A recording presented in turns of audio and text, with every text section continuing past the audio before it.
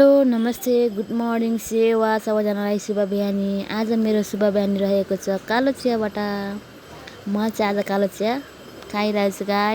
त्यसपछि म मेरो छोरालाई पनि खुवाएर स्कुल पठाइसकेँ। खुवाएर पठाइसकेपछि अनि मेरो खाने पालो म पनि माम खान्छु। अनि माम खाइसकेपछि मैले भाँडालाई टिलिक्क टल्काउँछु। टिलिक्क टल्काइसकेपछि म अनि रेस्ट गरिसकेपछि मेरो पनि ठ्याक्क बाबु लिन जाने पालो हुन्छ। अनि बाबु लिएर जान्छु। बाबु पनि आइसकेछ कोठामा टक्क लाएर। बाबु स्कुलबाट आइसकेपछि हामी चाहिँ एकछिन गन्थन मन्थन हुन्छ आमा छोराको। बाबुलाई चाहिँ आज पेट दुखेको छ भनेर भन्यो। अनि पेट छिट्टी लिन गएँ उसको चाहिँ।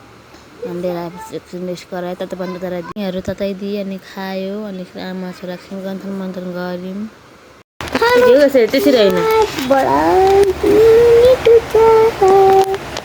त्यसपछि रात परेपछि के खाने तरकारी भनेर चाहिँ मैले चाहिँ के अरे इस्कुसको मुन्टा थिएँ बारीमा। इस्कुसको मुन्टा टिपेर आलु इस्कुसको मुन्टा पकाएँ गाइस। यसरी मिठो हुन्छ आलुसँग कहिले खाना। अनि त्यसपछि यसमा दाल छ अनि पकाएर खाइओरिकन अब हामी चाहिँ सुत्ने बेला हुन्छ।